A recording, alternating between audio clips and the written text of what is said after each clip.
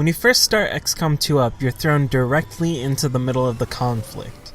The tutorial, if you choose to do it, and you should because it adds more story, starts with you breaking into a site and rescuing yourself. That's right, you rescue yourself. The background to the story is that in the original XCOM you failed. The aliens won. In a way, it's a subversion of the original XCOM. You're the one who is assaulting Earth now. The game sets you up as the commander of the human resistance group, trying to get rid of the aliens' tight grip on the planet's infrastructure. You do so by shooting and blowing the shit out of aliens. I personally love blowing shit up in games, but hey, that's just me. You slowly build up your forces, and presumably you save the world. Will you lose or will you succeed? That's up to you. I'm just here to tell you my impressions of the game's story. If you didn't play the first game in the XCOM reboot like me, you may be a bit confused about some elements of the plot.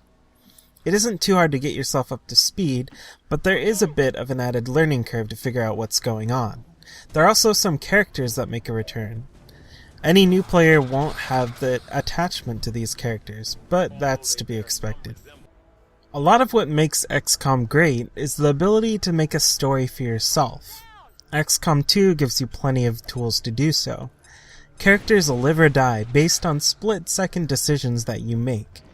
You can spend an entire playthrough leveling up a specific character, making them the biggest badass in the world, and that can be taken away from you with a simple mistake. There's something powerful about that, and it really adds to the tension of the game. There are so many different things that XCOM 2 does right in terms of getting you hooked into the story. You're given someone that you care about right away, and that person is, of course, yourself. You're the commander, and it's up to you to save the human race. Setting you up with that premise gives another added weight to all of your decisions, and you feel like making a mistake could have some pretty bad consequences. They even set you up with a bit of a mystery right from the start. Your character was trapped somewhere by the aliens, and they implanted you with a chip. What that chip is and what it does makes you curious and gives you a good incentive to keep moving through the game. XCOM 2 does a good job of keeping that going as well, giving you little treats that make you want to keep playing.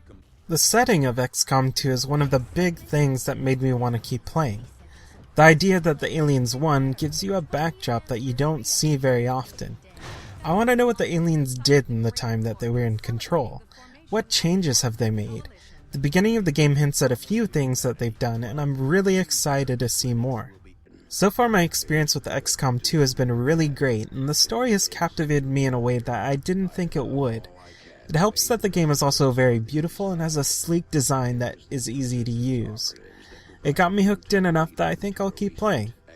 I recommend you give it a try yourself to see if you enjoy it as much as I have so far. This has been my first impressions of XCOM 2's story, and I'm Melchiorus from Game Clouds.